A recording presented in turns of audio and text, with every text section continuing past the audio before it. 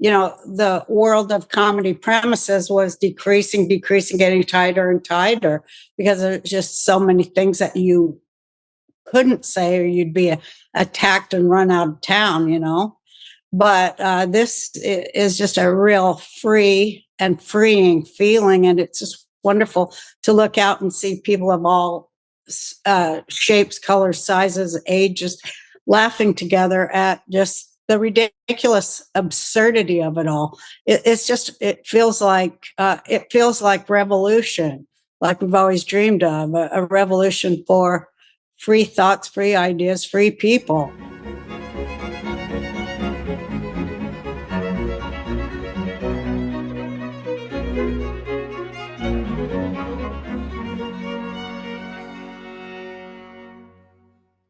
Hello, everybody. I got the opportunity today to talk to Roseanne Barr. We talked about her recent work with the Daily Wire Plus crew on Mr. Bircham. She plays a high school principal near retirement in that show. And then we talked a fair bit about comedy as such and exactly what a comedian does, what it's like to hit the mark so precisely that you can tell the truth in a manner that also opens people up and brings that unconscious joy that's associated with spontaneous laughter, trying to nail down exactly what that means. It's part of this broader phenomenon that we see where so many people that are making their mark on pop culture are comedians, former and present. Rogan, of course, springs to mind. Russell Brand, many, many people. Dave Rubin, Steven Crowder, Theo Vaughn. There's so many comedians that have made a name for themselves as interviewers. We talked about that a fair bit. Her experience with cancel culture and class discrimination or difficulty in making class adjustment, let's say, in Hollywood. Her more recent experiences on the comedy scene in Austin, which is a real up-and-coming comedy renaissance city, in no small part as a consequence of Joe Rogan's enterprises there. So join us for what proved to be a very interesting and enlightening conversation. Let's start by talking about Mr. Bircham. You're working with the Daily Wire Plus crew. Yeah. And so how's that going? Oh, it's just been a blast. It's just been so fun. I like their process. I like the people. I love Adam Carolla and the other comics. It's just been so fun to be part of something that is so on the line and purposely offensive. It's just great to offend, and I think for an audience that likes that sort of thing, it's great, accepting, and for people who really want to think and rearrange furniture in their mind, it's fun to be a part of that. The problem with rearranging furniture in your mind is the snakes and the spiders tend to crawl out from underneath. Isn't that true? It's definitely the case. So tell everybody about Mr. Bircham, because there'll be lots of people watching and listening who don't know about it. It's a 30-year dream of Adam Carolla to portray this character. I guess it's based on a real-life teacher of his, a shop teacher, and who was, as I understand it, I hope I'm not misspeaking it for Adam, but he was very influential to Adam, and he had a different approach to teaching.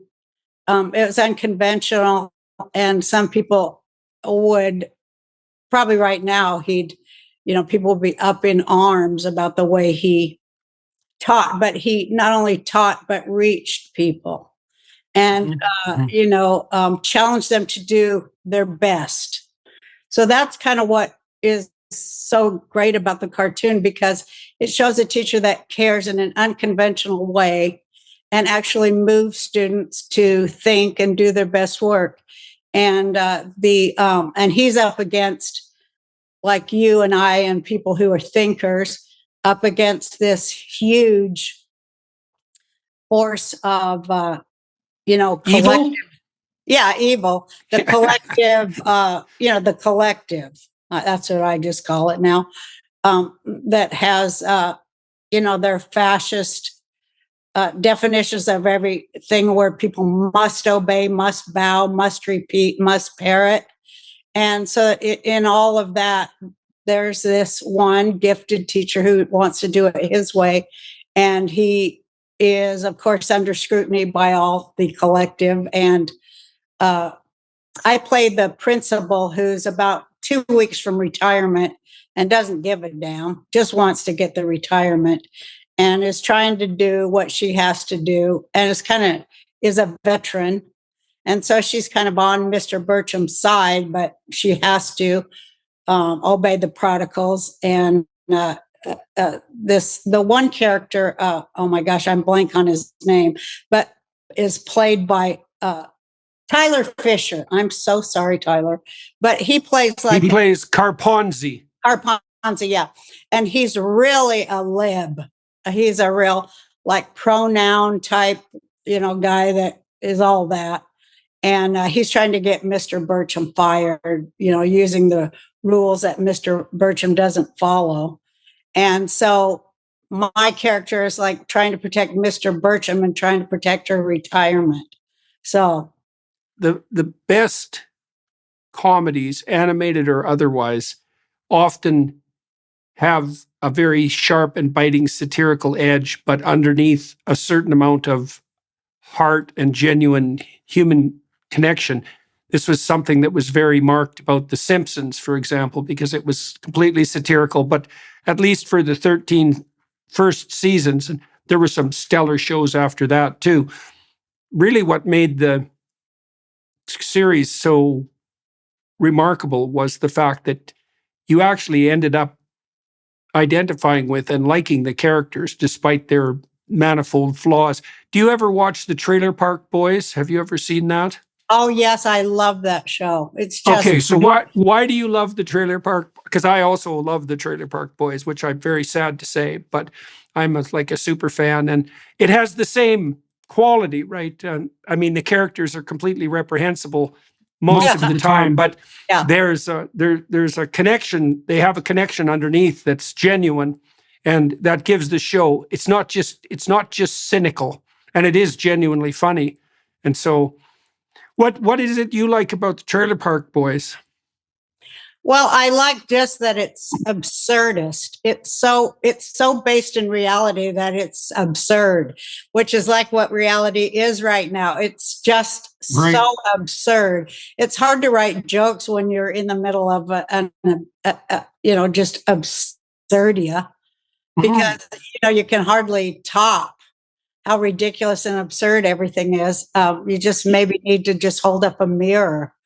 And that's what I like about it, because I had so many people in my life who are just like the Trailer Park Boys. Maybe they don't. I think the Trailer Park Boys have a lot of insight that the people like that, they do have a lot of insight.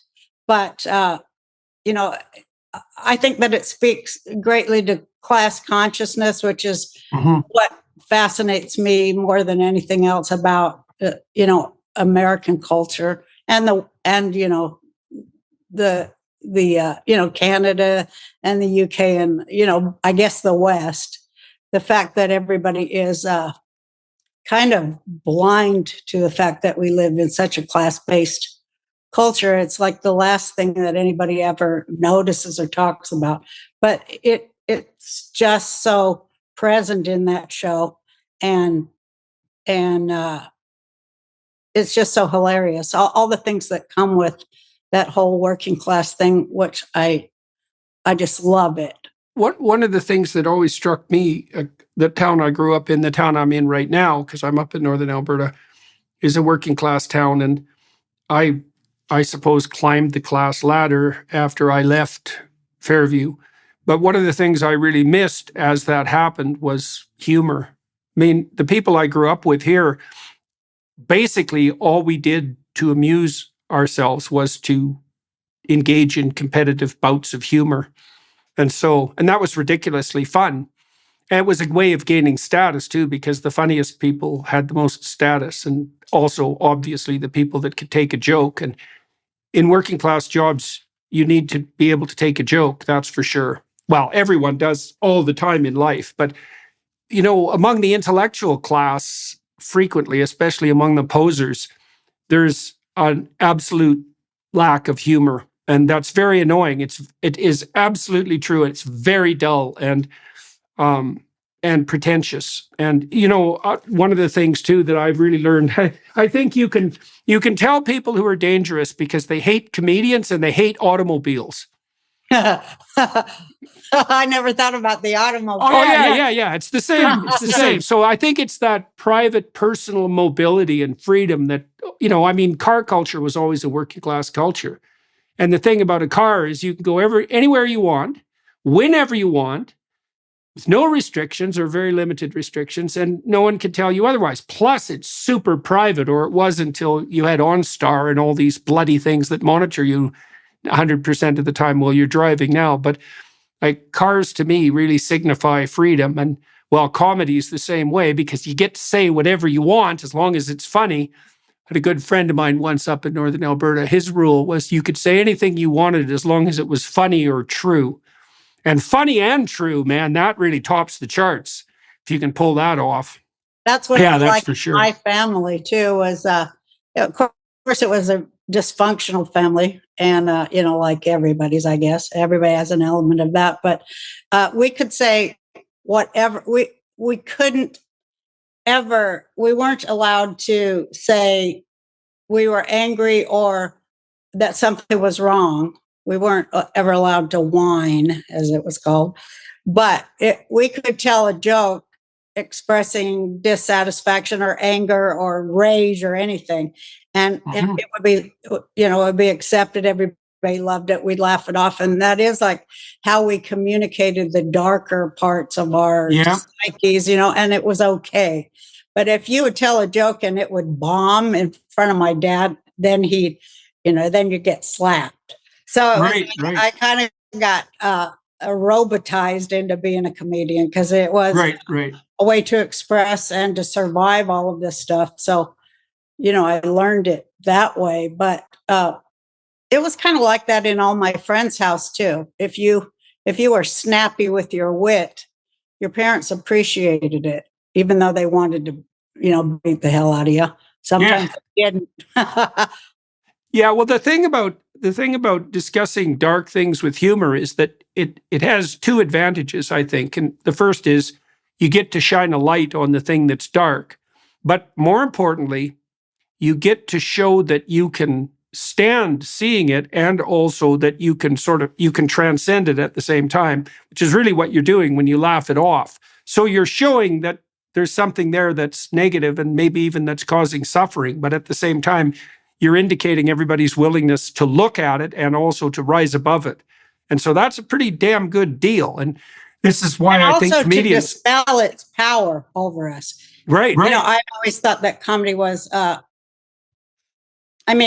do feel it's a gift. And a lot of us comics, when we're drunk and sitting there talking to each other seriously, which we do when we're drunk and drinking and stuff and getting serious about comedy, which we do, but it's probably really boring to non-comedians. But we talk about what a kind of a holy thing it is to be a comedian, to have the power of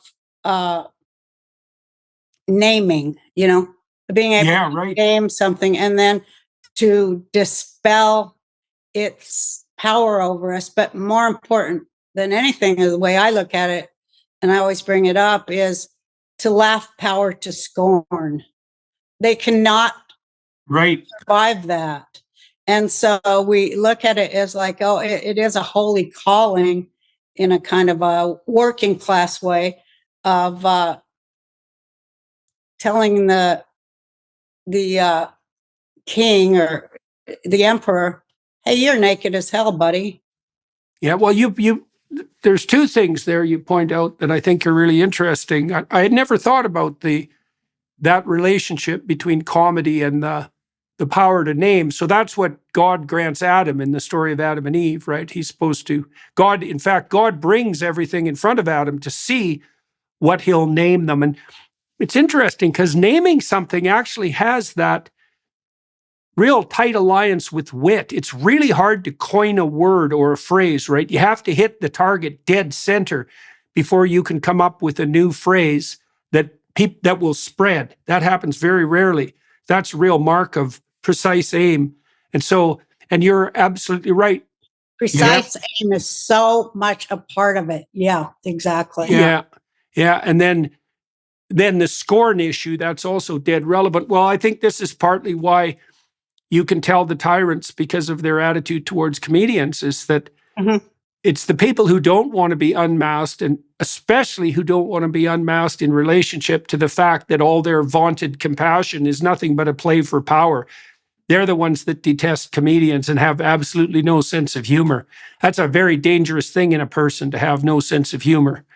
And so what does that mean if you have no sense of humor? Well, they have no sense of humor.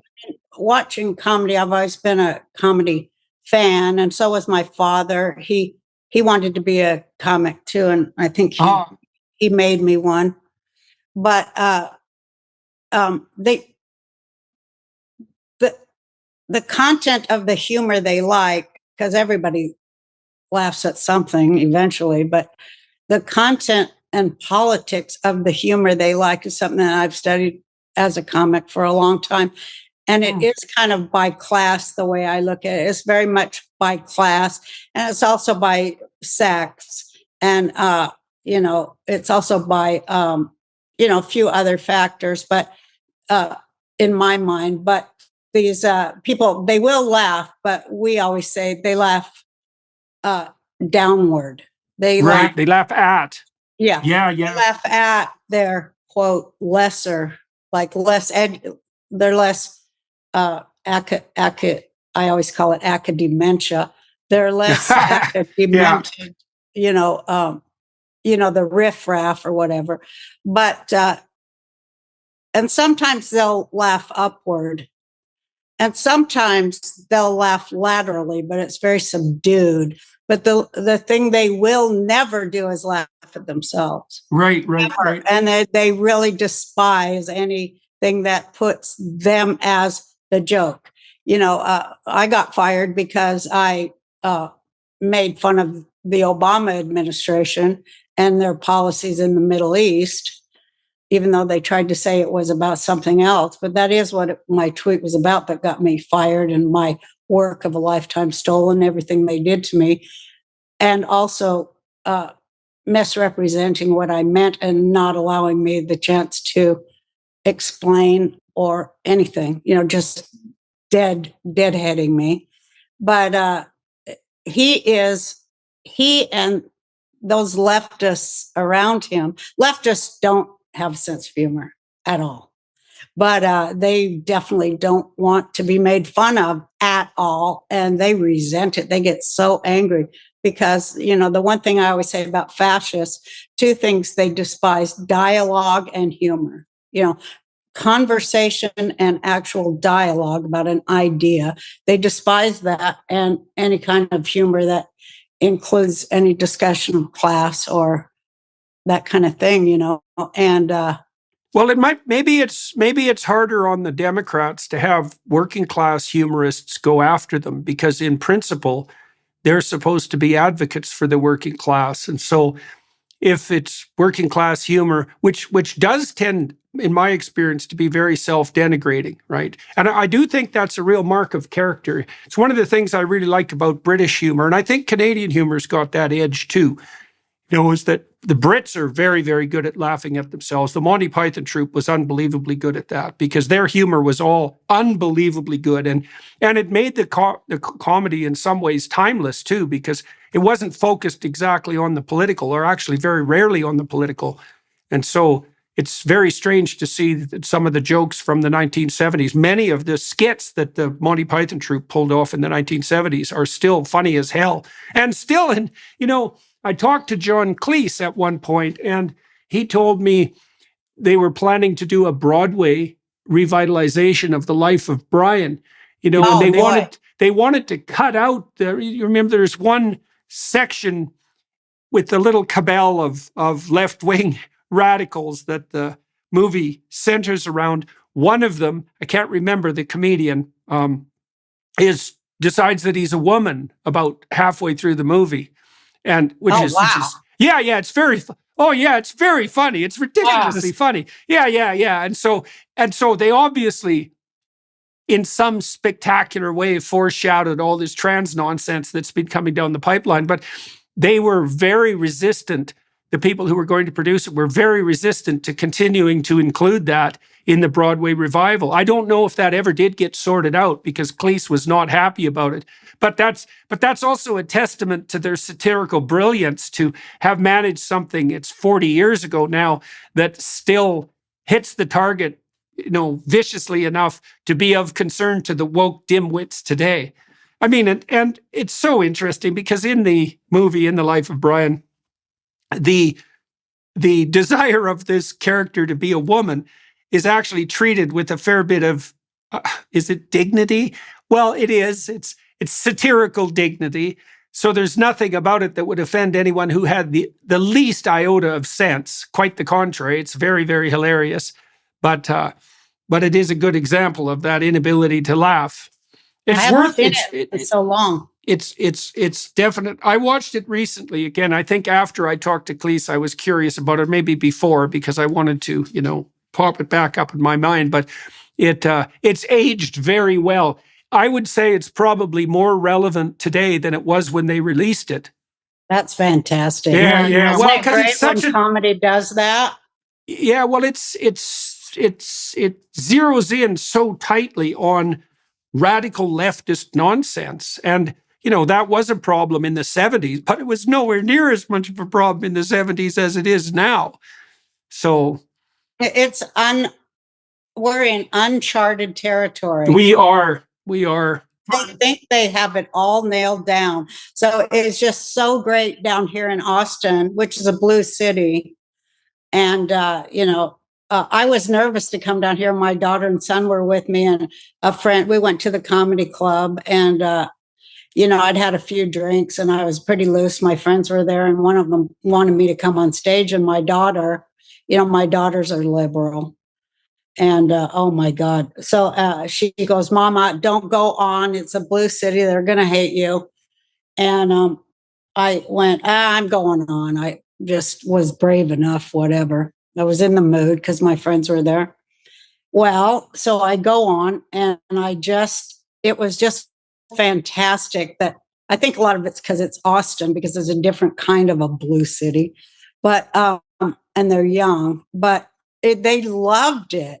I was shocked. My daughter was shocked, and it got me to move here, because a smart comedy audience is never woke. They're not woke, and they want to be challenged. They want to laugh at ridiculousness, and they want to laugh at themselves, and they want to hold their beliefs and their ideas up to the light and examine it.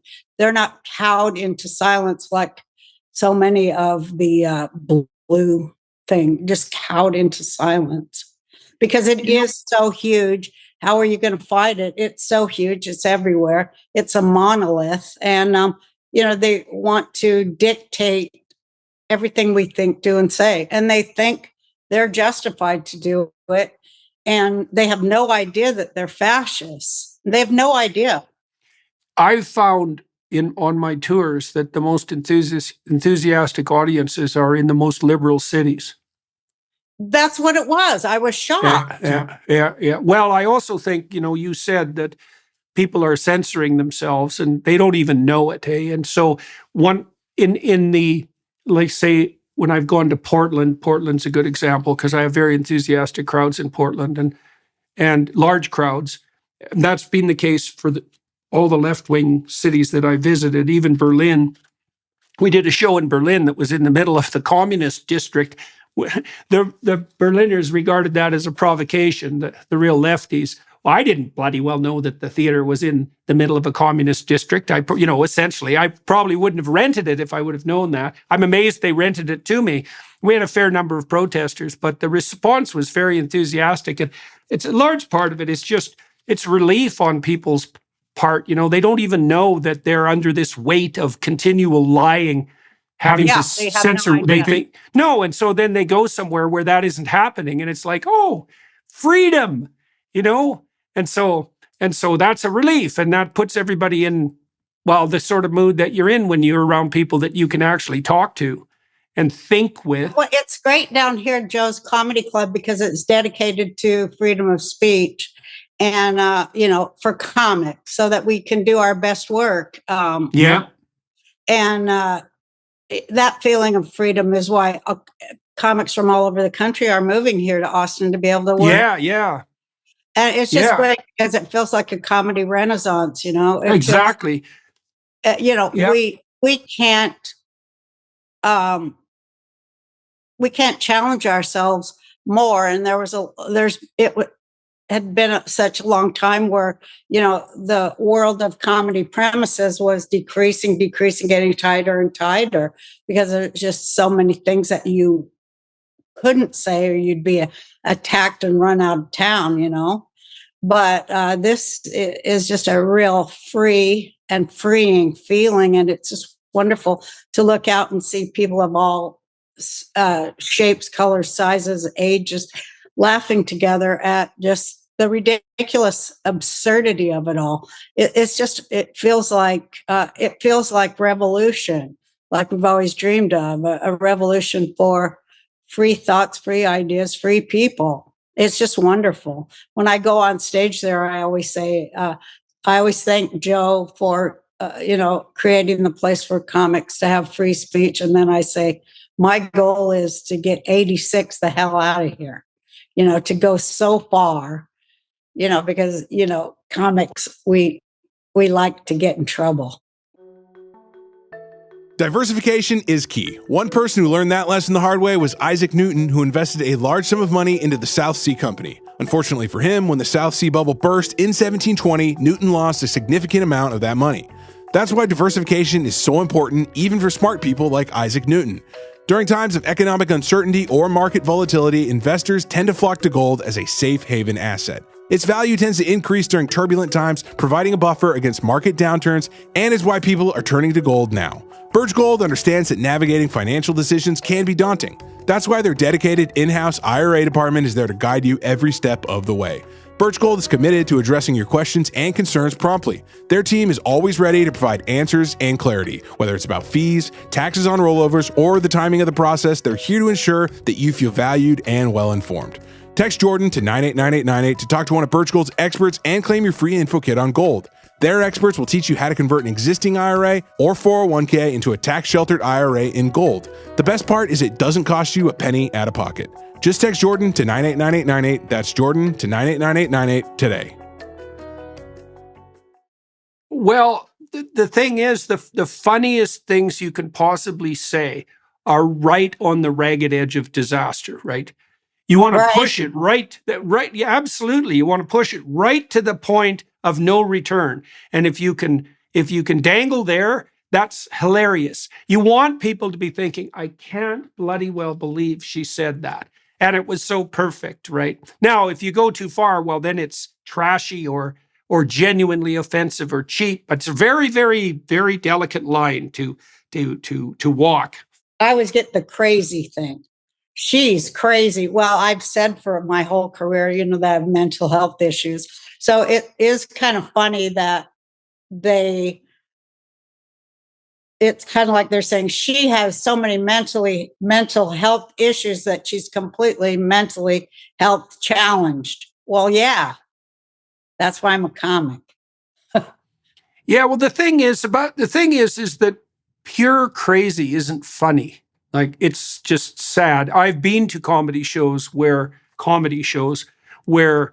the people, and these are usually, very early career comedy shows, let's say, where people come on stage and really do nothing but confess their sins, let's say, sexual and otherwise. And that is not funny. That's just sad. And so I don't think anything that's funny is ever reflective of mental illness. I don't think those two things go together at all. I mean, you can say crazy things. No, if it's funny, it's sane, and it doesn't really matter. And the thing about comedy too that's so interesting is that it operates at this profoundly unconscious level. You know, one of the things I noticed about having little kids is that even before they could speak, they had really good senses of humor that was associated with play. And so comedy, humor is so deep that it's there before words. So that's really something. And then everyone laughs in an audience before they think, right? If you have to, so that's what makes comedy reflective of you. Well, you said it was holy in some sense, and it is, because you're talking directly to someone before their filters are up. And if you laugh, the laugh catches you. It's not something you do, it's something that happens to you. And so that can't, if it's faked or forced, you can tell, because the laughter isn't genuine. It's also not any fun. It's so interesting. It's such a mystery. I've never been able to figure out how it is that something as sophisticated as a sense of humor can develop, say, before even language. And it's definitely something that bonds people together, right? Because one of the ways that you bond with your little kids is with jokes and games, and even peekaboo is a joke. It's right. I'm gone. I'm here. Babies will laugh like mad about that. They laugh with repetition that's disrupted in a surprising way.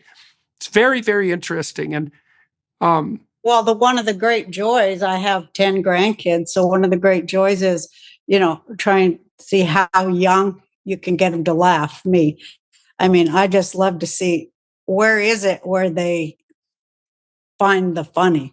I love to watch where is someone finding the funny. And yeah, no kidding. It seems like universal that you find it in the reflexive body issues like farting and stuff like that, or belching. Kids love that. I'm a huge star to my grandkids in the comedy department for all that kind of thing. But and well, it was something I really enjoyed about having little kids, because I kept that sort of tradition that I grew up in of competitive comedy alive in the house. And so I was always, it was so fun. And my kids both have great senses of humor. Like, I don't think my daughter, Michaela, I don't think she ever says anything that isn't a joke. And wow. So, and that's where she's most comfortable. I mean, it took my wife quite a while to realize this. She probably only said this to me about 10 years ago. She came up to me and she said, I think everything Michaela says is a joke. And I thought, yeah, that's exactly right. I'm glad that you got that.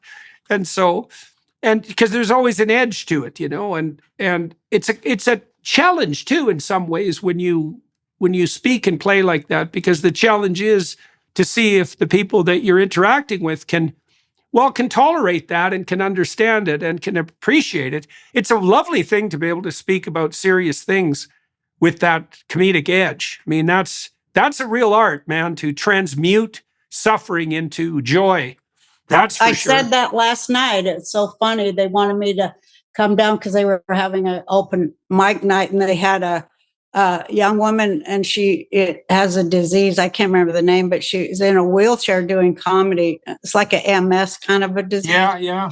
And she's beautiful girl, young student. And she did just a great set. She did just a few minutes, but I'm kind of like the comedy grandma, and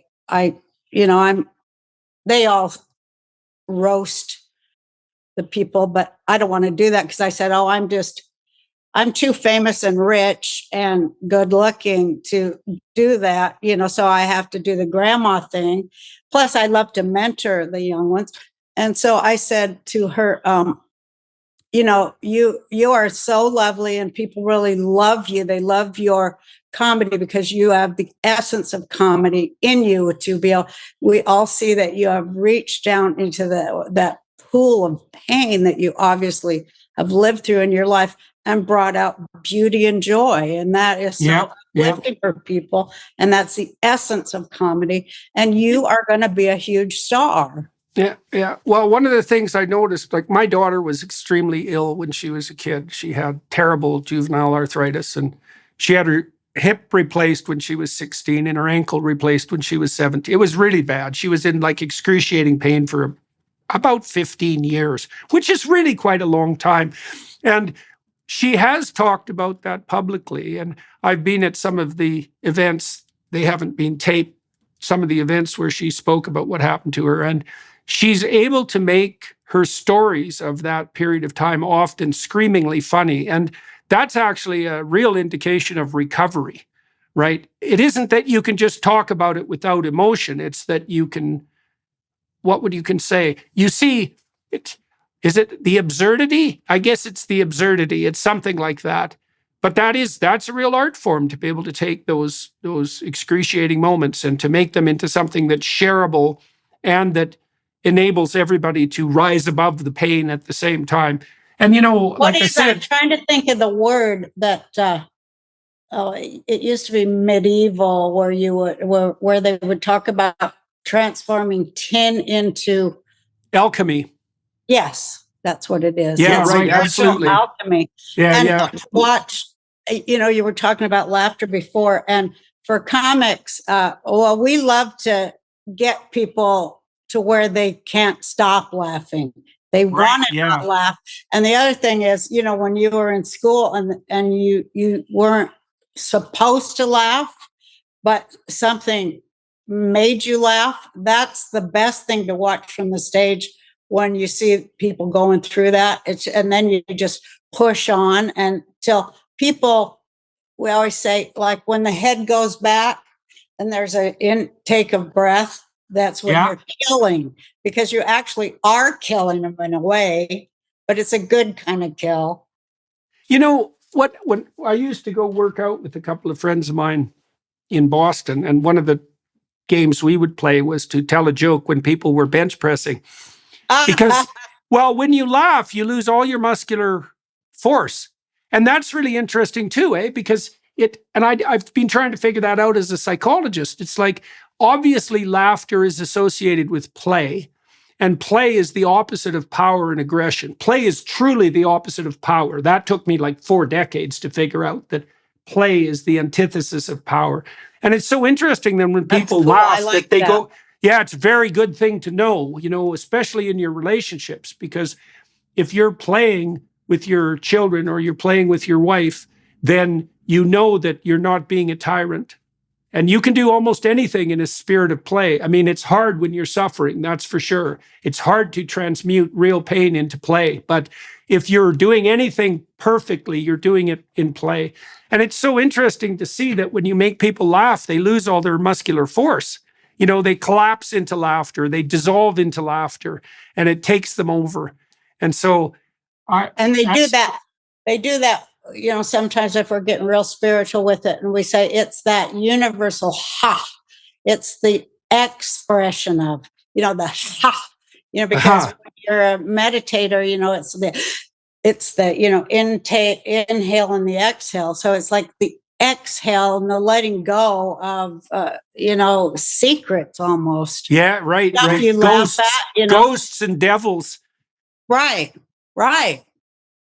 It's really powerful. And, it's interesting to have people do that communally too, because what that means, this is something that's profound too. And it is really something that Joe Rogan is managing to foster this again in Austin, because it also takes a lot of trust to laugh jointly at a joke, right? Because especially if the joke is off key or pushing the limits, the fact that you'll laugh with others means that a situation of trust has been established in the room, right? And I've spent some time thinking about trust. Like, I actually think that the only true natural resource is trust.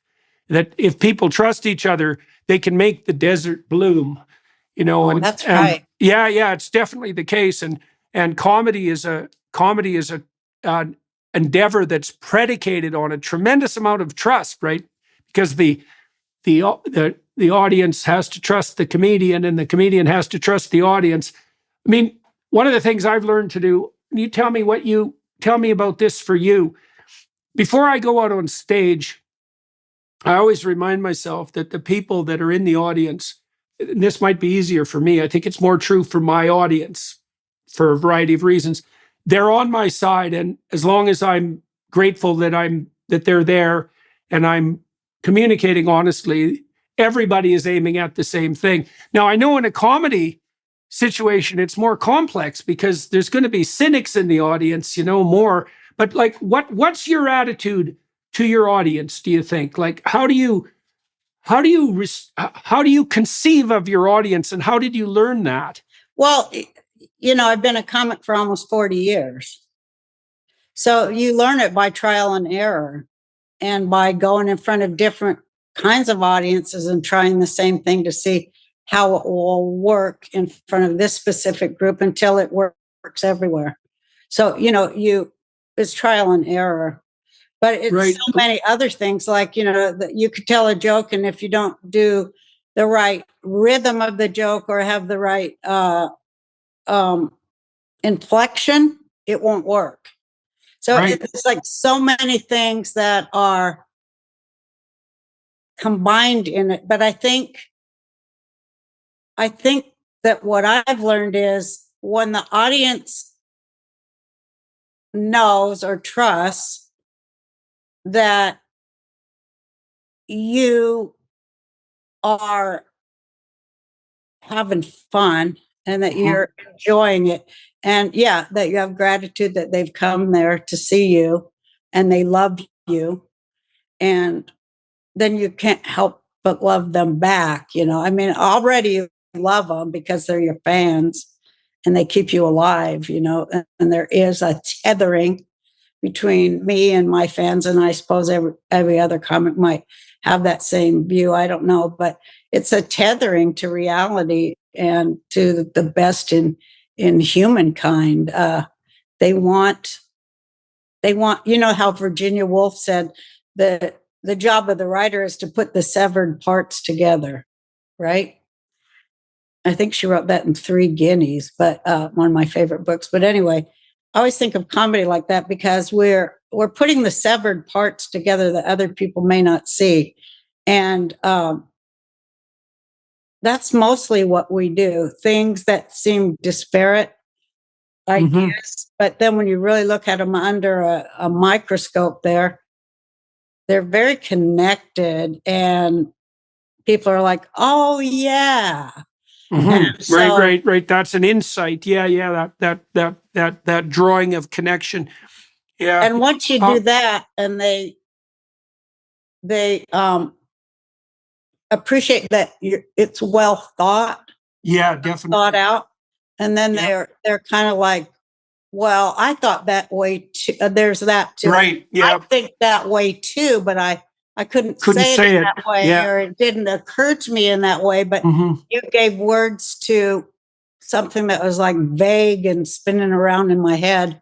You gave me the building blocks for that. So, so it's thank just you. a lot of love. It's just really a lot of love. And, it's just such a great positive energy thing to be able to affect that and to watch it. People don't often, don't hear them talk a lot about being on stage. I mean, we talk about some stuff like, doing a great set or killing or, having a good one or bombing or whatever, but don't talk about that relationship that you're building, this beautiful relationship. It is so spiritual to watch people get it. To be the person in the arena. That's fun. Yeah. That's so fun. Well, so my tour manager was a stand-up comedian for a long time, John O'Connell, and he toured with stand-up comedians professionally as well as a manager. And there's a lot of similarity between what I do and what stand-up comedians do. And one of the similarities that I've really started to understand is I've talked to a variety of comedians. Jimmy Carr really helped me think this through because he's thought a lot about what he does and is able to articulate it well. Carr said that, and I know many comedians do this, and maybe you do this when you're preparing a set, is that, he'll go, when he's preparing new material, he goes to smaller clubs and tries out his new material, and some of the jokes land and others don't. And he just collects the jokes that land. And I thought that was so interesting because stand-up comedy looks like it's a monologue, but it's got that dialogical element in the initial practice, because like he helped me understand that you could be a comedian by telling a lot of jokes and seeing which ones people laughed at and then just collecting those. And you don't need much of a hit rate, right? If you need to generate 90 minutes worth of material and you have 5 hours of jokes, you can just get rid of the 80% that aren't any good. The audience will tell you what's funny. And one of the things I love about the lectures that I do, which are spontaneous, so I'm always watching people, in the audience. I'm always talking to someone, and I want to see them. I want to see their eyes light up. I want to see them be struck by something, right? I want to give words to something they already know but can't say. And people have told me that a lot, that they like my lectures because I say things they know to be true but haven't been able to articulate. And certainly comedians do that. Well, they do that all the time. And it is great because often if I can make a point that has that characteristic but is also funny, I mean, that's a blast if you can manage to pull that off. It's a real blast too. And when you're writing your set, because I do 90 minutes, but you do it in groups, you do your jokes in groups to build on an idea that culminates, it's like little groups are probably 5 to 7 minutes. And you start at one premise with a joke, and then the next joke is that kind of built on that previous premise, and it goes a little bit deeper, and then the next goes deeper. And then by the fifth part of the bit, you've blown up the whole premise and showed that it was bullshit all along. That's what I like to do. And it's like turn everything on its head from its head. I can't really explain it, but that's my favorite part, because it's like, oh, we thought she was going to go left, but she went right. I mean, I'm not talking politically. But we thought she was going here, but the whole time she was taking us here. I love that misdirection stuff, because that gets the biggest laughs, because they thought they were getting set up for something completely different. I like to remove their expectations where they go, oh yeah, I've heard this before, just come in and go. And I think, by virtue of the fact that I've always been one of few women in comedy, that's been a plus for me. You mentioned earlier that you have thought through comedy from the perspective, I think you said age and sex. What else? And so talk a little bit more about being a female in the comedy industry, because most comedians are men. Like, my experience has been that truly comical stand-up comedian females are very rare. Yeah, so it's too hard. It's so hard. But one thing I found out, probably because I have 5 kids, I that's one of my good jokes. I say, I have 5 children. I used to be kind of pro-life. That's a good joke. Yeah, that's a good joke. But my friends are all comics. But, all these guys, I always ask people, because I'm nosy old Jewish woman. And so I'll ask, and they always have a funny mom. So much part of it. So that's interesting. You know what? My mother just died. She died this week. And one of the great memories I have of my mother is, and this is something I always knew about her, is I could always make her laugh. And so that was a big basis of our relationship. I could always make Mom laugh by teasing her. In fact, I think the last thing I said to her when she was in the hospital, I was giving her hell about being in the hospital because my father was ill, and so we were worried about him. And then she ended up in the hospital, and I gave her a rough time, and that made her laugh. And so that's interesting. And I haven't heard anyone say that relationship of comedy with mother is so particularly important, but that was definitely the case in my household. It was my mom that I could really make laugh. I wonder why that is exactly. It's obviously a form of play, but I wonder why it would be sex linked like that. Well, I want to hear more about your experiences as a female comedian. It's hard life on the road, eh? So that's part of the I didn't really barriers. Well, I didn't go on the road too much until I was older. I didn't come up like a normal comedian because I had so many kids, but I did go on tour for 18 weeks with Julio Iglesias as his opening act. There was the beginning of my bigger career. And yeah, that was so difficult. Oh my God, it was so hard to live through that. But when I started comedy, it was 1980, and they didn't like women. They didn't, nobody liked women too much then. If they do now, I don't think they do. But anyway, they really didn't like funny women, and they didn't like women comedy, and they didn't like women's comedy. They didn't like women's anything to do with it because it was so all about men. It was all men, and it was very, it was fraternal and very collegiate. And I was not any of those things, but they didn't like me, and that was like the first time I got deplatformed or whatever we're calling it, censored. They didn't like me, and so they refused to let me work there at the comedy club in Denver.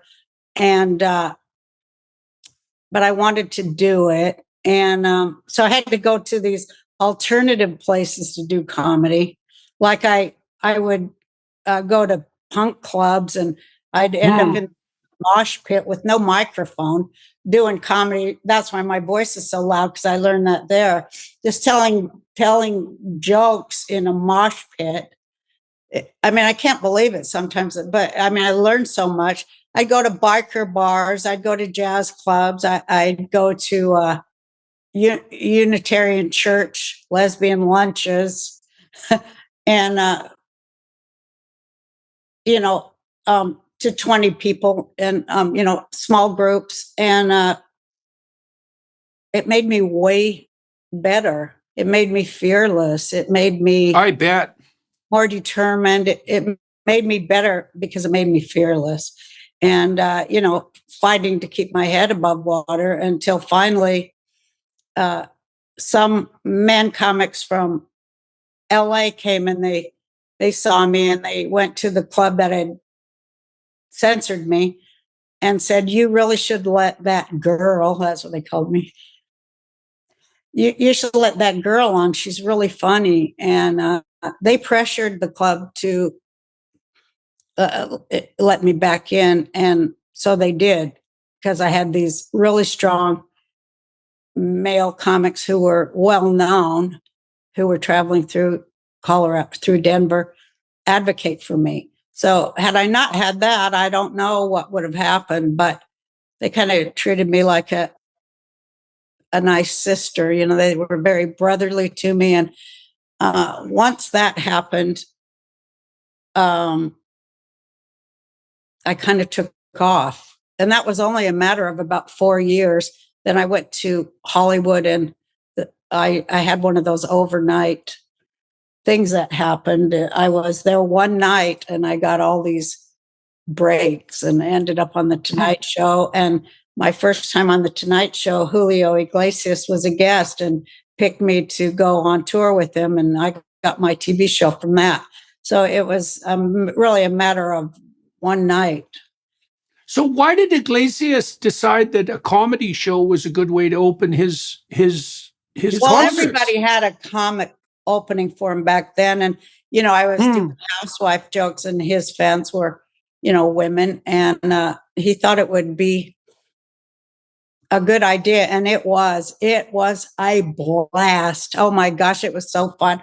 I had not ever really been in front of big crowds before, because I had just been in Denver, but to play the Astrodome in front of 50,000 people as just a stand-up comic, it was overwhelming and fantastic to stand there on stage in front of that many people and hear the laughter coming down off the walls like it's raining down from heaven. It was just wonderful. And we did that all through the United States. And so that made me more efficient as a comic, and more excited and more efficient. What do you mean? What do you mean by more efficient? To be able to, as Mitzi Shore called it, who's the mother of all of us stand-up comics, really, from the Comedy Store in LA. She would always say, your job is to deliver the mail. You were up there for 2 minutes and you didn't deliver the mail. You were fumpering and humpering and you weren't delivering the mail. She always say that, and so the efficiency of set up, punchline, next, just the efficient rhythm of no fat, no long premise with extra words, to edit, to go. And, I had famous comic friends who they befriended and mentored me. Like, I met Rodney Dangerfield and he chose me to play his wife. He never had done that before. Oh, yeah.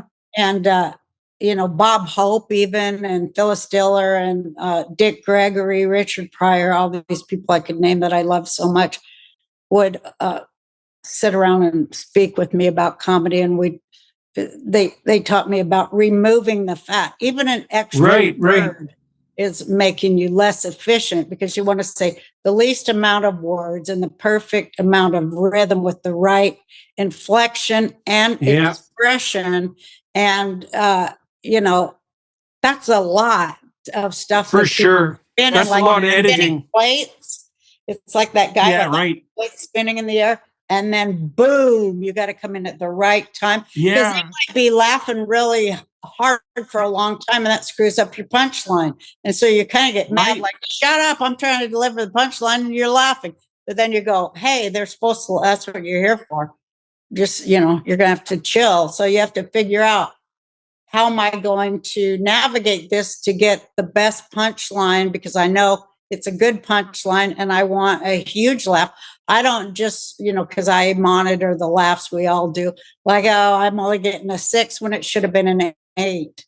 You're just, the thing about my boyfriend is a musician too. And we always talk about music and comedy is just a great way of being in the now. You're so in the now, you're not thinking about yesterday, tomorrow, nothing, even a minute ago. You just have to be in the now to deliver the mail, deliver the punch, deliver the art. Starting a business can be tough, but thanks to Shopify, running your online storefront is easier than ever.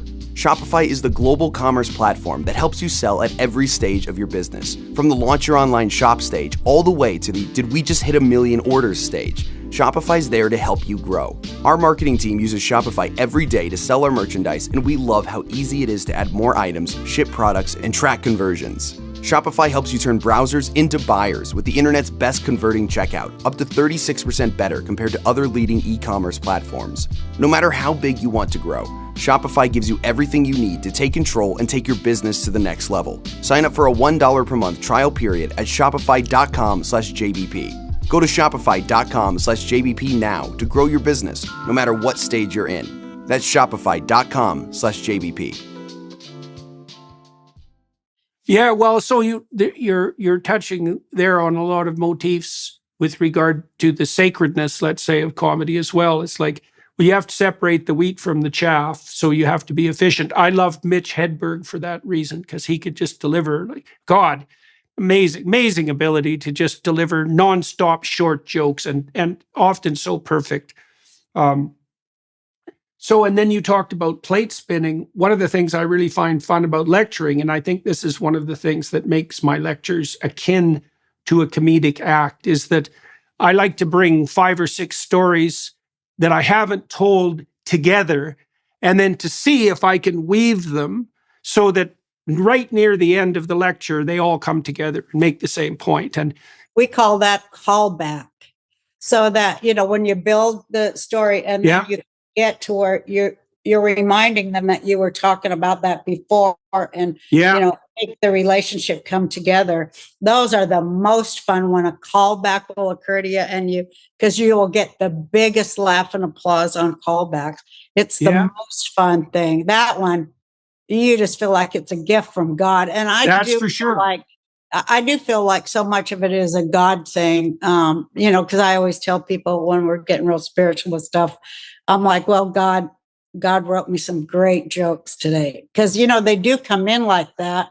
I will, I'll be sitting there writing, and it's just crap, 3 pages of crap. And there's a certain feeling, physical feeling, like suspended animation is what it feels like. And the top of my head actually opens in some way, and God inserts an idea in there. And it's my best jokes. I don't, it doesn't feel like I'm doing it because it just is a whole other thing. That's like when you're in the wave, you're in the channel, you're in the groove, Yeah. like a lot of musicians zone. say. Yeah, when they're playing, jazz musicians, it's just the phrase comes in.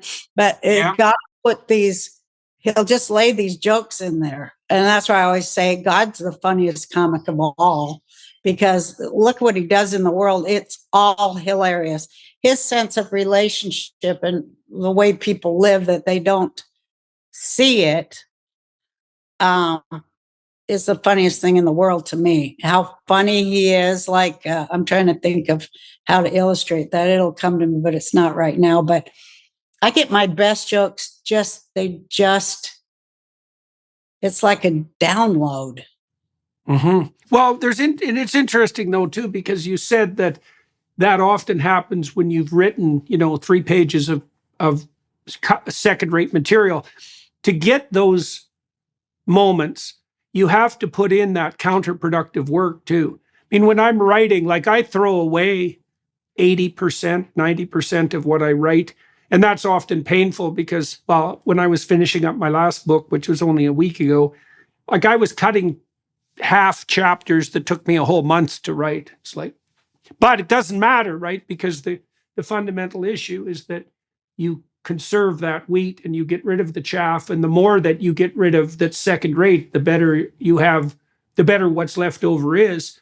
And, the other thing that's kind of sacred about the comedic act is that you said that you're in the moment, is that you really have to pay attention to the audience and not be afraid of them, because then you can feel where everyone is, like you're having a conversation with someone, because you are when you're on stage, even if it's a monologue. The audience has to be along for the ride, and that's where you can capitalize on timing. This is something I'm not great at. Like, I can't really tell jokes. I can be funny on stage, but it has to be spontaneous. I've never really learned the art of telling a joke that I already knew. It isn't a skill that I've managed to develop, but I can see the connection with the comedic world by watching comedians pay attention to the audience, and because timing is everything, right? You have to be dancing with the audience and they have to be in that zone. And lecture is exactly the same way. You want to make sure that the words are landing exactly when they should, and that it's been hard for me also to learn, because I'm often lecturing about serious things and I'll throw in a joke. It's been hard for me to learn to take the time to let the audience have a bit of a breather around the joke, and not to rush ahead. Yeah. That's exactly right. Taking a drink of your Coke, we all have learned those little things to let them catch up to you, let them catch their breath, reset their brain, because especially if you've taken them into new territory, they need a little rest, and so do you. But it's just the greatest thing. It's I'm so thankful that I was given a gift there. And I do consider that I was given a wonderful gift that helped me. Yeah, well, the only thing I can really compare it to is a great musical performance. Yeah. Right. And that's got that same, what would you say, magic that pulls the crowd in. And that there's a tremendous amount of attention that goes along with that too. The great musicians, this is one of the things I love about listening to Billie Holiday, for example, because every single word she sings is attended to. Like, every word is a little work of art. She's got that intense attention. And I've been curious too about why so many people who are successful on YouTube were comedians. But I think it's because of their ability. Well, first of all, a sense of humor helps if you're an interviewer, say. But I suspect that what it really has to do with is the ability of comedians to pay attention. Yeah. Right? Because you're nowhere. If you can't be funny unless you're paying attention. You have to be, as you said, right in the moment. You have to see what's the right next thing to say to keep the conversation flowing, to throw in something from left field, but not too left field. So yeah, it's the plate spinning thing. Yeah, right. You have to be, when you get real meta with it, it's like, well, you're kind of in the past, the present, and the future all in the same now. Right. Because you have to think about, how am I going to follow this up? And especially in my shows, people, they like to heckle me in a friendly way, or just start talking for some reason, because it is like a conversation. And, I love it too. And for some reason, that's when I really love it, because I love when my brain is working on 3 or 4 channels at once. All comics love that, because oh man, I was so sharp, and you're telling your friends I was on it. I did, when we're bragging to each other, or explaining to each other. But it's a heightened awareness thing. And I don't know, if you're funny in life, you're even funnier on stage, because you got the stress and the pressure of, I better be good, and it propels you. But how did you cope with, how do you cope, and did you cope with jokes that don't work? I mean, part of the reason I think I've had a hard time telling jokes on stage is because I get self-conscious. If halfway through the joke I get self-conscious, that's really the problem, And then, of course, it doesn't work because I screw up the timing. But there are a few things more awkward than making a joke that isn't funny. And you said you played in some pretty rough places, and obviously you exposed yourself to enough of that to. But I'm curious about why you were able to tolerate that to begin with, because it's actually pretty painful to tell a joke that doesn't work, especially if it's funny and you just screwed it up. So what do you think it was that impelled you to get through those bouts of self-consciousness that, paralyze most people to the point where they won't, people are terrified of public speaking, much less doing stand-up comedy. So how and why did you persevere through that? Yeah, I wonder that myself sometimes, but it was because it was such a, I think it's because it was such a it was such a survival mechanism in my family and my childhood. Mm-hmm. And it was a self-defense mechanism for me to survive a lot of crazy and painful things. That it in a way, I'm friends with Mike Tyson, and it's a lot like boxing. We always compared, when we talked about it, it's so much jousting. It's mental jousting to be on stage and to stay in control of one woman with no props, with no orchestra. Yeah. With no video, just stay in control of a 5,000 seat room just with your voice, because it's a lot of mental jousting. And well, they're not going to defeat me, not after what I went through as a kid. I'm not going to let them defeat me, because I can't be defeated. Right. So that's an attitude of challenge rather than fear. Yeah, it's like, no, they're not. It's like, I always feel somehow it's a God thing to me, and it's like, the devil ain't getting me. I'll take the devil down. That's why I'm on stage, and he isn't going to get me. And so that's what I do. And when I screw up, then I just feel bad and embarrassed, but I go home and I I go, I'm going to make it better. I never feel defeated. I don't allow myself to feel defeated, because comedy is a living thing and you can always get better. Nobody can stop you from getting better. You can always. Right. And I'm not going to let them stop me. I'm going to just keep getting better no matter what they tried to do to stop me. They're not going to. Till I have my last breath, I'm going to be saying, fuck you, because that's how I feel, they're not going to stop me unless they gag me. I mean, there's things they can do to me, I guess. They've done enough. But, I respect and I respect and believe in and live for the truth. And comedy is truth. And, you're trying to tell the truth to people to make the world better.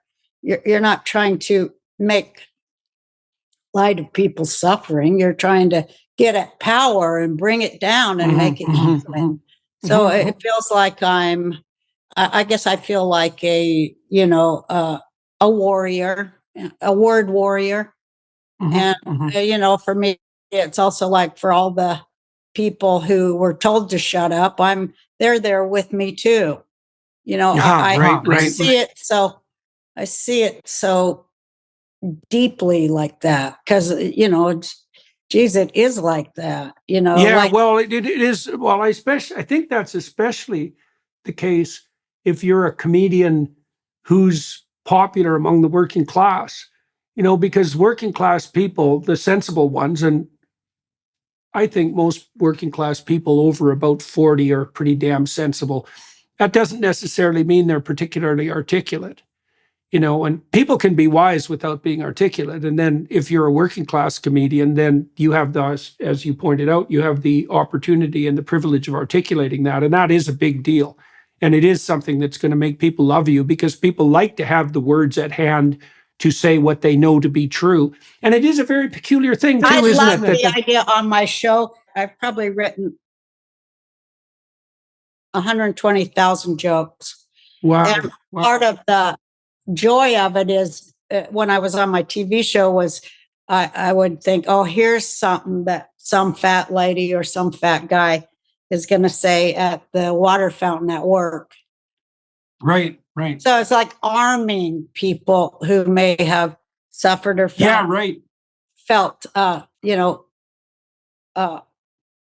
marginalized. Here's a little bit of something for you, because when I'd watched comedians as a kid with my dad on Ed Sullivan and hear Richard Pryor people, man, I felt like I was being gifted, especially Pryor. But, all of them really. But I loved Richard Pryor. He is my idol and became a friend, which was a wonderful part of being a comic. But, I got what he was doing as just a little tiny girl. I saw the implication of everything he was doing. I knew that he had gone. I knew that he was inside a stereotype, kicking down the walls from the inside. I knew that. And I said, I can do that. I can do that. My friend, Michael Malice, I don't know if you know who he is. Oh yeah. I know Michael. Michael's very funny. He's very funny. And he told me, he goes, God with you, it's pathological. He always tells me, your funny is pathological. You can't turn it off, like in private. And, it is pathological. But, when I'm in the mood for it. But, and I'm a crusader. And a lot of us are, Richard was. Well, tell me a bit more about Roseanne and how that started up and why it was you think. Yeah. Tell me about the show and why it was that it turned into such a smash hit. What do you think you did right? I mean, first of all, it was very unlikely, right? You said you had these weird coincidences happen to you when you went off to Hollywood and it all came together pretty quickly. So how did you, what did you say yes to and why did you make it work? How did you make it work? Oh my gosh, that one's real. I have the story I tell normal people, and the normal press people. I always wanted to be a comedian, and so I started at age 28 to tell jokes. But the real thing is, when I was little and would watch TV and see like Father Knows Best and all these shows, I'd look around and go, hell, this is nothing like my family. Nobody has diabetes and none of the men are fat and covered in hair. It was nothing. I go, this is nothing like anything I've ever seen. Where are these people? They're not screaming. They don't eat with their mouth open. And I had it in my head since a young age, boy, I want to get on TV and have my show. And I want to do the Roseanne show where I show people that I know on TV. How come there's nobody like our family on TV? But we did have the Honeymooners, I remember. Right. I loved, and I also idolized Jackie Gleason. And I loved the Honeymooners so much because that was a real working class miracle, that show. Still, that one stood up over time, over a century. It's still brilliant. And just like a bare set and human dialogue. That guy was so great. Charlie Chaplin, all these things. You know who I really love? Mr. Bean. That guy doesn't even need language. He's so great. But, so I always had the fantasy, someday I'm going to get on there and show a family of fat people that fight. And it was always in my head. And I wanted to show another less perfect thing. And it was always in my head. And so after the Julio Iglesias tour, Hollywood came knocking to do a show. And so I said, yes, I'd like to do that. And I don't know, I thought it was going to be a lot easier than it was. Once I signed up and got into it, like so many people say, especially comedians, and then you see how the shit works. How the sausage is made. Yeah, how the sausage, it's like, what have I done? Right. What have I got myself into? And just trying to keep your head above water where they're trying to drag your feet down. It might be easy to just toss all of your discipline to the side for the summer, but a life of greatness doesn't happen by taking the easy route. The Hallow app offers an incredible range of guided meditations and prayers that are designed to help you deepen your spirituality and strengthen your connection to God. With Hallow, you can embark on a journey of exploration, diving into different themes and types of prayer and meditation. From gratitude to forgiveness, each session offers a unique experience, sparking your curiosity and deepening your spiritual understanding. You can choose different lengths of meditation to fit your schedule, whether you have a few minutes or an hour. With its user-friendly interface and hundreds of guided meditations, the Hallow app has quickly become a go-to resource for people seeking spiritual growth and healing. You can download the app for free at hallow.com/Jordan. It allows you to set prayer reminders and track your progress. Hallow is truly transformative, and it'll help you connect with your faith on a deeper level. Don't lose your prayer habits this summer. Maintain your peace and deepen your relationship with God. Download the Hallow app today at hallow.com/Jordan for an exclusive 3-month trial. That's hallow.com/Jordan. Well, it's a production mill, eh? So, I mean, it's a funny thing for a comedian to do a sitcom because those aren't the same thing. They're really not the same thing. And you could see very funny people become less and less funny as their sitcoms progress, partly because I think they just get exhausted. It's like, well, there's only so many golden eggs the goose can lay. And then there's so many people that you have to please too, whereas when you're on the stage, well, you have to please yourself and your audience, but there isn't that your group of 40 people, even if they're on your side. I don't know how. It's got to be very difficult to do comedy collaboratively. So yeah, I tried it, and I worked out a system that kind of followed along with being a mom. I'll have the final word. You guys can play, you can put in things, but I'll have the final word. And because I could write a joke, I could overwrite.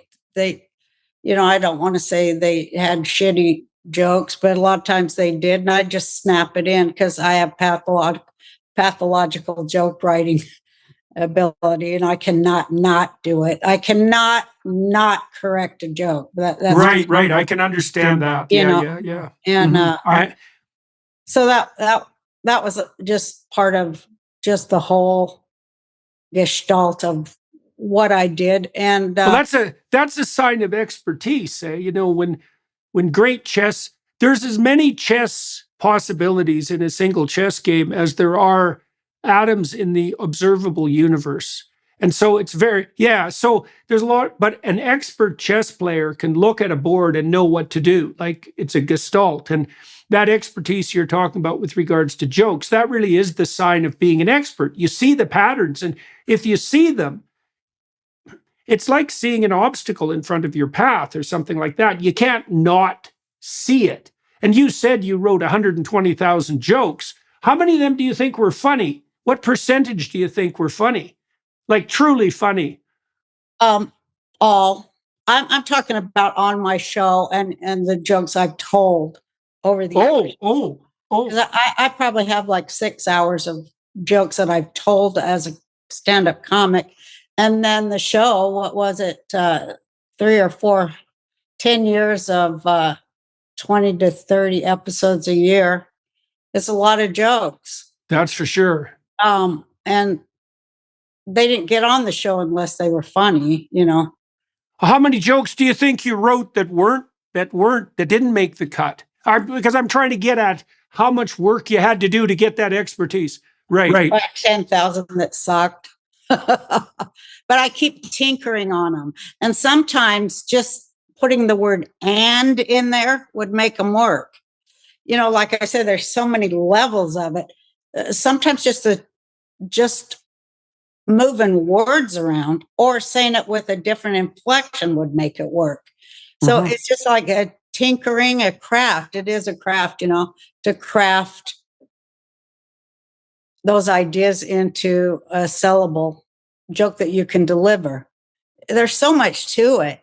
I mean, I can't even, it'd probably be a real bore to sit and talk about that with people who weren't really. Well, it's interesting to try to figure out why really pointed communication works. I mean, there isn't any more pointed communication than jokes. Absolutely, man. You got to be right on the money. And so it's definitely worth some analysis, because it's hard to get it right, and it's so perfect when it is right. Just think, one of the things that we've been dancing around here is the notion that the truth stated most perfectly is comedic. And isn't that amazing that what you get with the right kind of truth at the right moment is like a burst of pleasure, a release of tension. That's so amazing. And you got to kind of wonder, as a consequence of that, just how far you could push that. We talked about the fact that if you do things right, there's an intense play in that. And I truly believe that if you were the master of the moment, you'd be playing all the time. That's a hell of a... Yeah, right. That's a good thing to aim for. My wife and I have been practicing that very hard. She had a bout of, both of us, we had bouts of near fatal illnesses a couple of years ago. We had a pretty good relationship before that, but it's better now because I think we both take less for granted. Maybe that's part of it. It put a new seriousness into our relationship, but we're trying to bring that spirit of play to every moment. And man, if you make that a game, an aim and a game, then, well, you get better at it. And there isn't anything that's more fun than that. Now I was just thinking when I ran for president in 2012 on the Peace and Freedom Party, which my idol Dick Gregory also ran on that party as a presidential candidate in the 60s. And they say had votes really been tabulated correctly, he might have actually won. But, considering the fact that he wasn't on every state ballot, but that always intrigued me. So I wanted to do the same. And because we agreed on so many things, it's deep political thought goes into comedy too. But when I ran my speech, I said, I'm the only serious comedian in the race. Yeah, right. Because these other guys are just jokers. but I'm a serious comedian.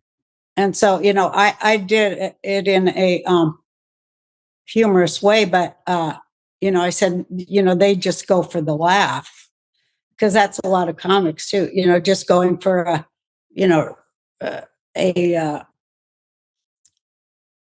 Cheap laugh. cheap laugh. Yeah. I guess the cheap laugh is one that's not connected to anything else, hey? Because you pointed out that in a good comedy set, you're weaving things together, and the more complex humor is going to have a story associated with it. There's going to be interweaving across the set. I mean, some comics do more of that than others, but Like there Dave is a Chappelle does that brilliant. yeah, right. Yeah. He's a really good example of that. He's a real storyteller. Bill Cosby was really good at that too. I know it's illegal to say his name, but God, Yeah, he was funny. another idol. Well, I saw him in Edmonton in the mid 70s, I think, a long, long time ago. And, he came out on the stage with just a stool and a cigar. And he had people laughing so hard in the audience that they were literally hyperventilating. It was amazing things to watch. And he was a real storyteller, right? It wasn't, I mean, there are comedians like Mitch Hedberg that are like, their stories are one joke long. And Jimmy Carr does that too. You can pull that off. But Cosby was a real storyteller. And it was an amazing thing to watch his mastery of the stage. Such a catastrophe when things blew up, when he blew things up around him. That was such a drag, because on the surface, he had done so much good, and he was so funny. I mean, he was crazy. He was a crazy master of the stage. Well, it's like they say there's such a thin line between madness and talent, and he's the textbook example. Yeah. Well, his shadow got the best of him, right? So many comics have the same problems with their outlets and how they don't have a lot of self-control there, but on stage it's a master. Yeah. Hey, so now you're spending a fair bit of time, we talked a little bit briefly just before the podcast started, you're spending a fair bit of time in Austin, and you're going to be doing shows at Rogan's Comedy Club, the mothership? No, I'm doing it at another place called Cap City Comedy Club, and I'm going to be there in Austin June 17, 18, and 19. How big a venue is that? I think it's pretty small, maybe 300 seats, but it's a good place to work it, And you always try. It takes about a year to get a whole new hour. Right. So, and then you have to tool it, and so it's at the point to take it to an audience, and I'm kind of excited about it. I haven't done a 90-minute show in Austin yet, so I do look forward to it. Yeah, it's going to be a blast. Okay, now you did say that you had performed at Rogan's Comedy Club, though. Yeah, I have sets there, but we only do 15, 20-minute sets. Oh, I see. So you're developing a whole, And when was the last time you did that? Oh my gosh. I think, I guess it was about a year and a half. When I did. So what, now you're working on Mr. Burcham. What, do you have what are your plans for your future? I mean, you've had a bumpy ride with all the cancellations. Yeah. Yeah. I'm doing a podcast on I guess it's where everybody is doing podcasts, YouTube, Rumble, Apple, it's called the Roseanne Barr podcast, which I'm really getting into. I've done 49 of them now. Oh yeah. And I'm just loving that, the conversations with intelligent people and fighting the good fight, trying to wake people up, trying to say the things that are missing. I like to go to the places that are not really being talked about. And how are you picking your guests? I pick them by mostly it's people who call and want to be on, because a lot of people are calling and wanting to be on, which is flattering. And I'm like, yeah, I'd love to interview. I just had Tulsi Gabbard on, And that was a fantastic interview because she's a tough cookie. Yeah, we both are from Hawaii. I mean, I also live in Hawaii part of the year. And to be able to talk about Hawaii and how it creates a different kind of culture and a person with a different sort of point of view than the mainland, we got to talk about that and then talk about politics. Of course, I'm a huge Trump supporter. And so I like to talk about that and what that means. To me, it means populism and the awakening of populism, which I think that's the whole point of everything. What do you think of Trump as a comedian? I've got this book. I think he's funnier than hell. The guy I've got this book that someone put together and they gave me. It's a library edition, so it looks like a very professional hardcover, and it's called The Collected Poetry of Donald Trump. I have that book. What you have that book? It's hilarious. It is hilarious. It's all his tweets. Fun. Oh, you have that book? That's so funny. Yeah, but I read through that and I thought, oh man, like he's definitely underappreciated as a comedian because like he's very pointed, like very, very pointed. But that's a hilarious collection. It's ridiculously funny. And I know that's part of the reason he connects with working class audiences because he's got that vicious wit. Yeah. Oh, yeah. He's just hilarious and people love it. That's what I appreciate most about him is, how funny he is.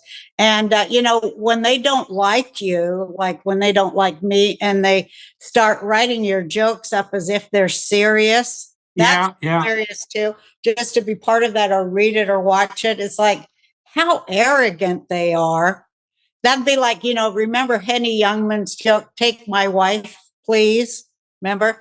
So that'd be like if the press would go, Henny Youngman is trying to traffic his wife. They write it as a joke, as if it's a serious thing. Because they don't, like that's also what get humor.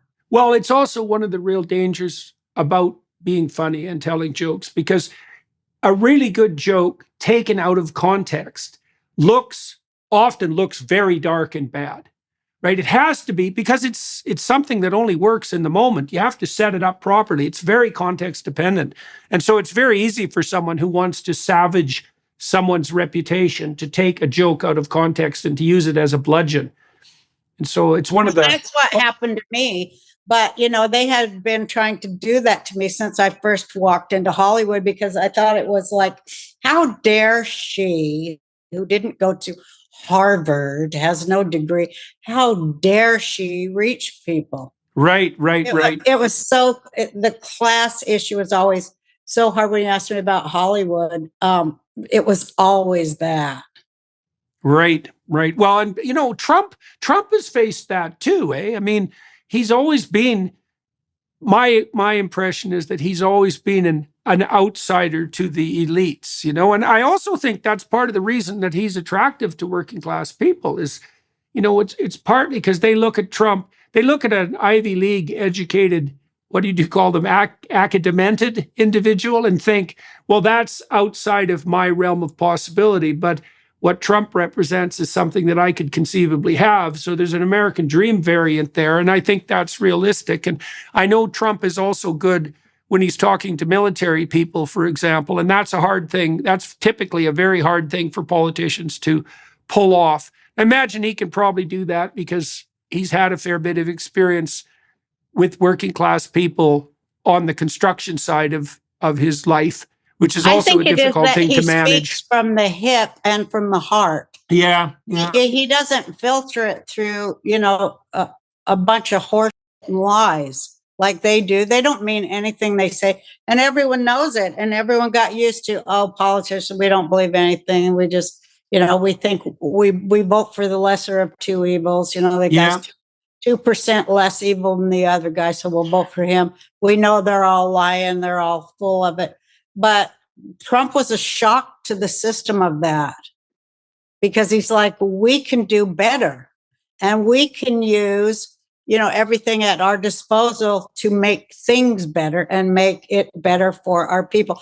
Nobody had ever heard anything like that since Kennedy. And it's a shock to that system of, that big boat they don't want rocked.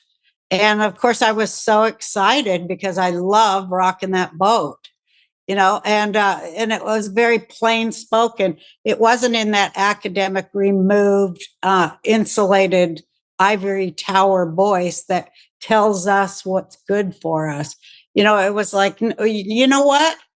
You guys are our servants. Okay. Mm-hmm. Yeah. You are our public servants, and you're no good at the servant business. That's one of my bits where I go, you suck at the servant business and you ought to be fired.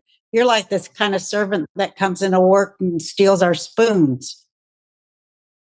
You ought to be in jail. And, it's just a turning. They call it the fourth turning. What I was going to say is the most exciting thing for me recently in the last, the last few years, maybe 20 off and on. But I also, I love to talk about the Bible, and I'm a Jew, so I sort of teach Sunday school in a way. But how funny the Bible is, if you look at it correctly and read it right, it's hilarious. Like I say, God's the funniest comic. It's just hilarious how God turns things out. But I like to talk about the humor in the Torah stories and make them funny because they are so funny and they are so. Give me an example. Give me an example. Well, my favorite example is when we left Egypt, and the people who left slavery, the Israelites, the tribes, they've just been taken out and had the sea open for them. They had all these great miracles. They get to the other side dry and alive, and the first thing they do is start bitching about. Right, yeah, absolutely. Complaining and whining. Yeah, wishing the tyranny was back. At least in Egypt, we had fresh fish. That's hilarious. Yeah, that's for sure. That is hilarious. Hey, what's the matter? They didn't have graves in Egypt?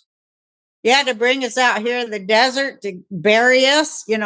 No concept of gratitude, nothing. It was all gone after these major miracles, because that's kind of the nature of people. If they can't have their complaints and their blaming, that's the nature of slavery, I mean. Yes, and that's right.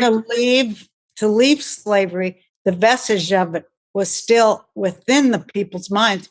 That's why it took 40 years to right. That's exactly until they were free of that system. So, I mean, it's just humorous that, and like the story of there's a scene in Exodus where the Israelites are complaining about not having anything to eat, and God sends them so many quail that, like, there's 3 feet of quail everywhere as far as you can see, and they're literally eating so much quail that the bones are coming out of their noses. Right. And there's a scene too in the story of Adam and Eve, when after Adam and Eve fall and Adam is hiding behind a bush because he knows he's naked, God comes along and says, what the hell are you doing hiding from me? And Adam says, well, that woman you made me. And so it's so great because he blames the woman for his trouble and his nakedness and his cowardice, and he blames God at the same time, which is also a very nice little bit of comedic twist. And those are great comedic premises, that God gave us, because we're supposed to see ourselves in them and go, hey, maybe I can. Well, we're not supposed to say maybe, but we're supposed to recognize that we need to change that in ourselves. Yeah. So men should stop blaming women and God, you mean? Well, you should be accountable for what you yourself do. That's the hardest thing. It's the hardest thing for human beings to go, I have made a mistake that needs to be corrected. And the real hard thing for human beings I've found in my life is to say, I am sorry. Hardly anybody can say that. The left never says that when they're proven wrong over and over and over, and they ruin people with the jackboot on their face. I say the rainbow colored jackboots. Right, right. They never say, "Oh, we're sorry, we were wrong." They never do that. And well, you know from Exodus that it's in the nature of the tyrant to double down in the face of error. Right. That's how you make sure the plagues get worse when you could have just learned the first time. Oh, that's a great one.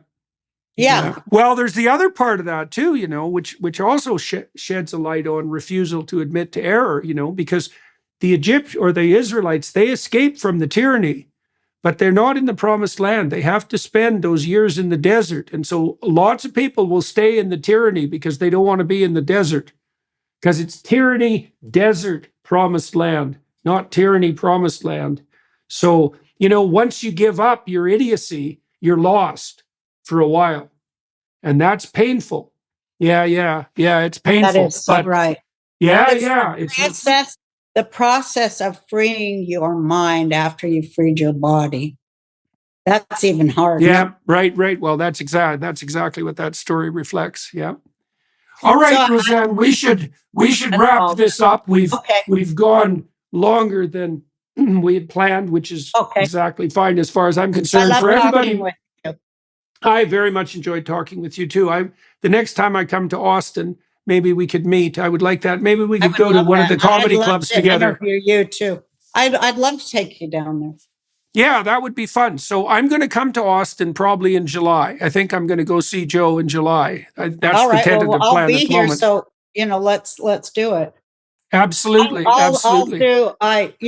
This guy that plays Tyler Fisher, I was going to tell you, that plays Carponza. He does the best Jordan Peterson. I have your text, so I'm going to text it to you. He does you on the money. I'm going to send it to you. It's so brilliant. Oh, that's a terrible thing to even contemplate. So I'm looking forward to that. All right, so let's get together when I come down to Austin. I think that would be fun. All right. And for everybody watching and listening, I'm going to continue to interview Roseanne on the Daily Wire side for another half an hour. I think we'll probably talk a little bit more about cancellation. And yeah, I think we should delve into that and into the how you've coped with that and what you plan to do about it in the future, and what people should be done when they find themselves in that situation, and what you've done. So that's what if you guys want to come over onto the Daily Wire side, everybody watching and listening, I think that's where we're going to go with that. And so thank you very much for talking with me today. It was a pleasure walking through your thoughts on comedy with you, for sure. And I'm looking forward to meeting in person. Me too. All right. And everybody watching and listening, thank you very much for that. And your attention's much appreciated. The film crew here up in Fairview, Alberta, thank you for making that possible. And we'll talk soon.